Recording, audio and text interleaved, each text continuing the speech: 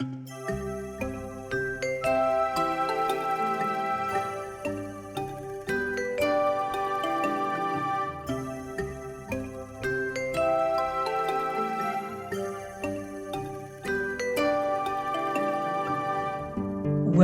to the marvelous land of Oz.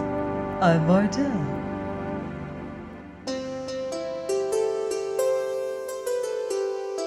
Reading The Patchwork Girl of Oz by L. Frank Baum.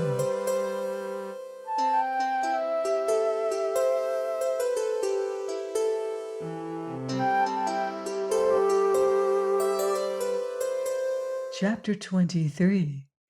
Peace is declared. "Come with me to my dwelling, and I'll introduce you to my daughters," said the chief. "We're bringing them up according to a book of rules that was written by one of our leading old bachelors, and everyone says they are a remarkable lot of girls." So Scraps accompanied him along the street to a house that seemed on the outside exceptionally grimy and dingy.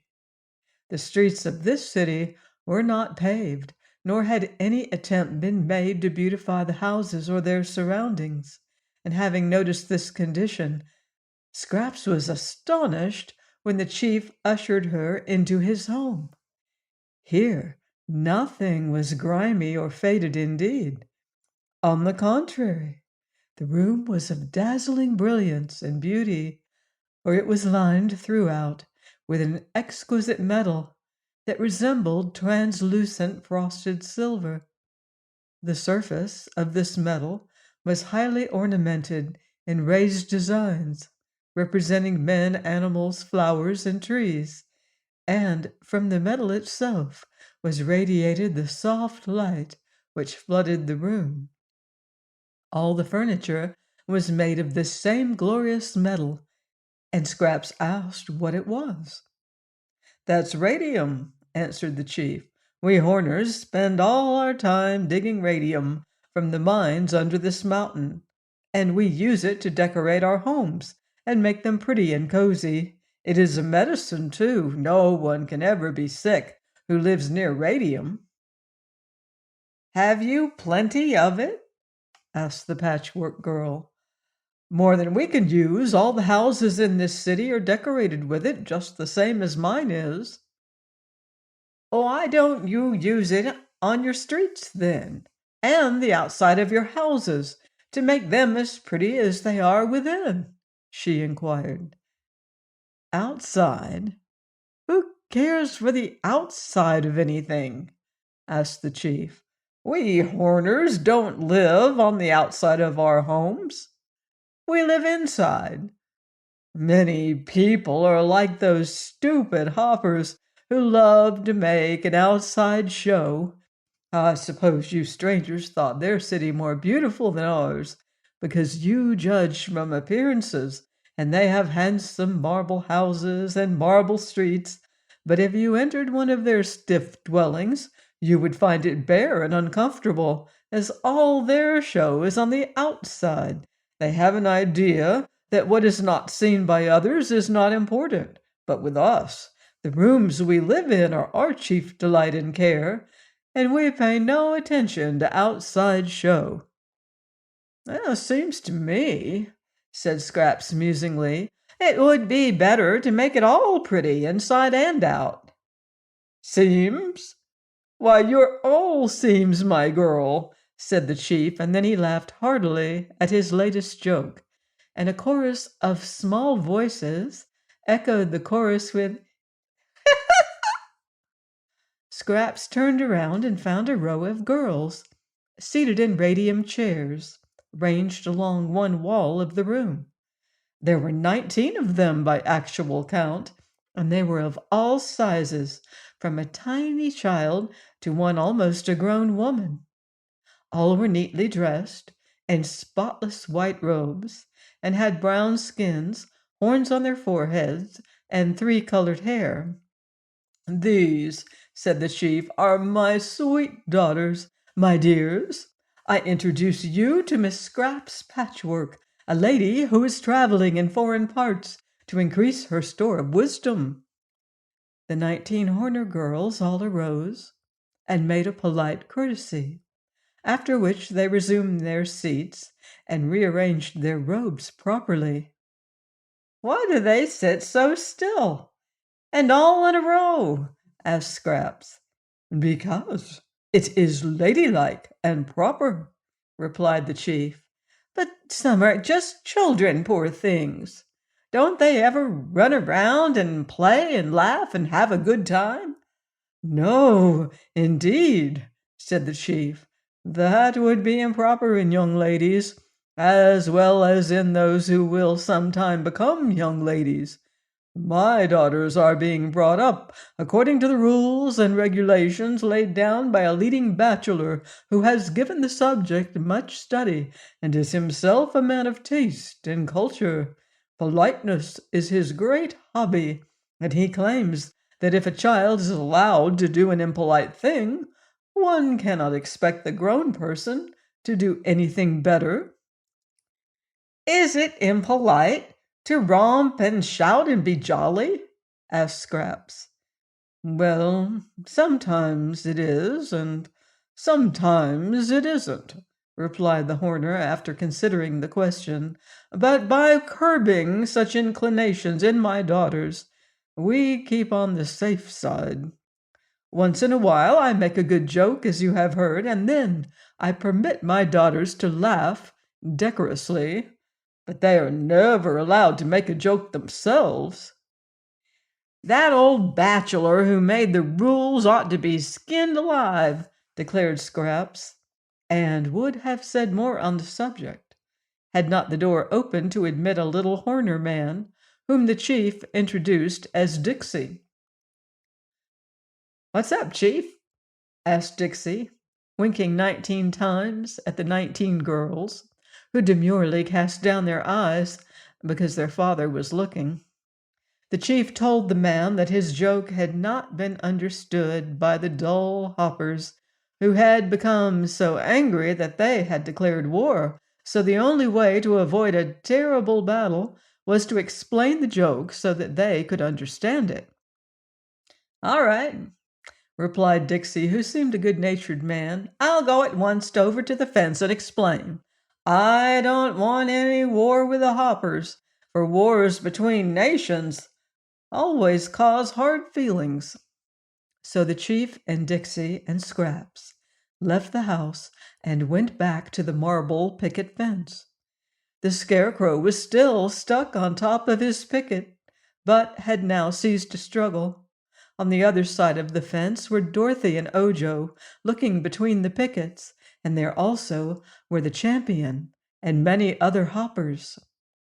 Dixie went close to the fence and said, "My good hoppers, I wish to explain that what I said about you was a joke.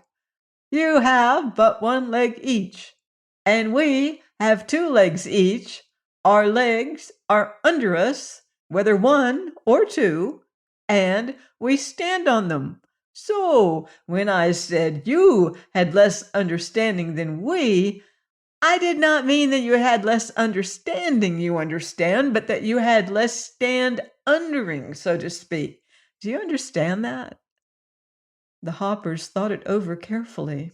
Then one said, That's clear enough, but where does the joke come in?" Dorothy laughed, for she couldn't help it, although all the others were solemn enough.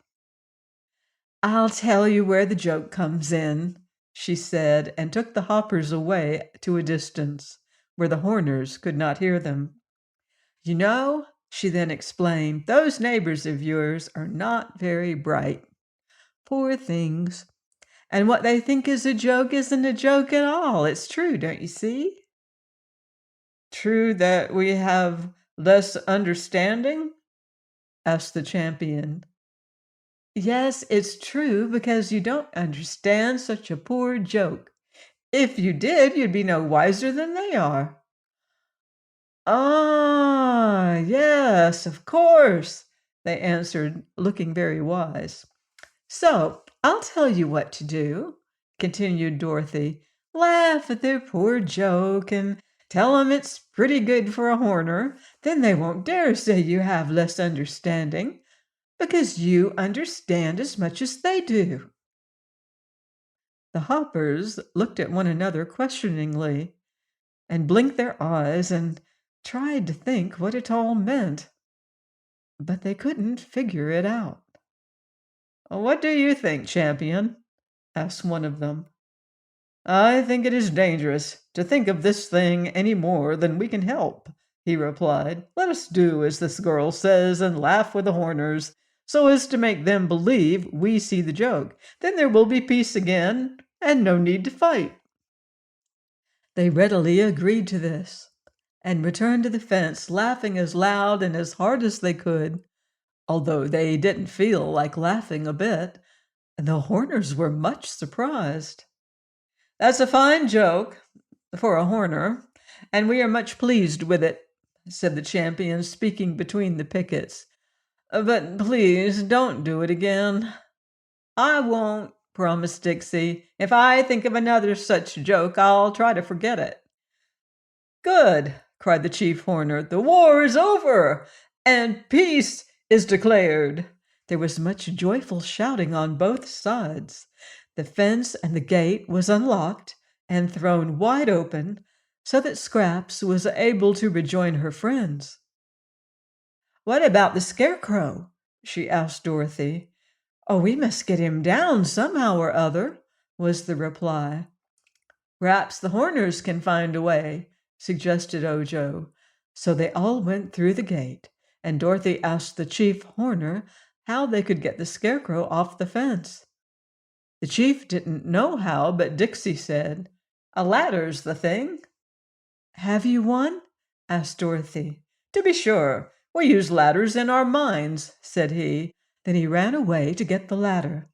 And while he was gone, the Horners gathered around and welcomed the strangers to their country, for through them a great war had been avoided. In a little while Dixie came back with a tall ladder, which he placed against the fence. Ojo at once climbed to the top, and Dorothy went about halfway up, and Scraps stood at the foot of it. Toto ran around it and barked. Then Ojo pulled the Scarecrow away from the picket and passed him down to Dorothy, who in turn lowered him to the Patchwork Girl.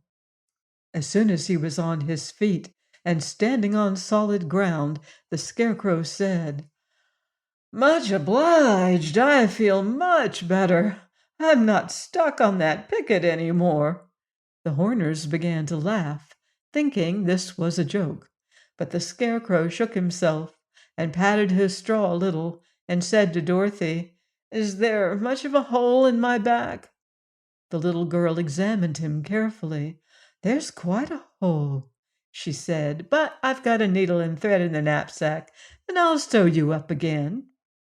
"Do so," he begged earnestly, and again the Horners laughed, to the Scarecrow's great annoyance. While Dorothy was sewing up the hole in the straw man's back, Scraps examined the other parts of him. "One of his legs is ripped, too," she exclaimed. "Oh, how?" cried little Dixie. "That's bad. Give him the needle and thread, and let him mend his ways." "Ha, ha, ha, ha!"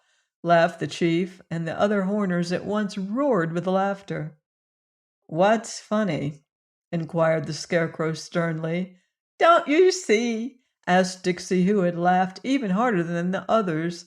"As a joke. It's by odds the best joke I ever made. You walk with your legs, and so that's the way you walk, and your legs are the way, see? So when you mend your legs, you mend your ways." "I'd no idea I could make such a fine joke." "Just wonderful," echoed the Chief. "How do you manage to do it, Dixie?" "I don't know," said Dixie modestly. "Perhaps it's the radium, but I rather think it's my splendid intellect." "If you don't quit it," the Scarecrow told him, "there'll be a worse war than the one you've escaped from." Ojo had been in deep thought, and now he asked the Chief, "Is there a dark well In any part of your country? A dark well, none that I ever heard of, was the answer. Oh, yes, said Dixie, who overheard the boy's question. There's a very dark well down in my radium mine. Is there any water in it? Ojo eagerly asked. Can't say. I've never looked to see. But we can find out. So as soon as the scarecrow was mended, they decided to go with Dixie to the mine. When Dorothy had patted the straw man into shape again, he declared he felt as good as new and equal to further adventures. Still, said he, I prefer not to do picket duty again. High life doesn't seem to agree with my constitution. And then they hurried away to escape the laughter of the Horners, who thought this was another joke. Please join me next time for more magical adventure here on the marvelous Land of Oz. Goodbye for now. See you in Oz.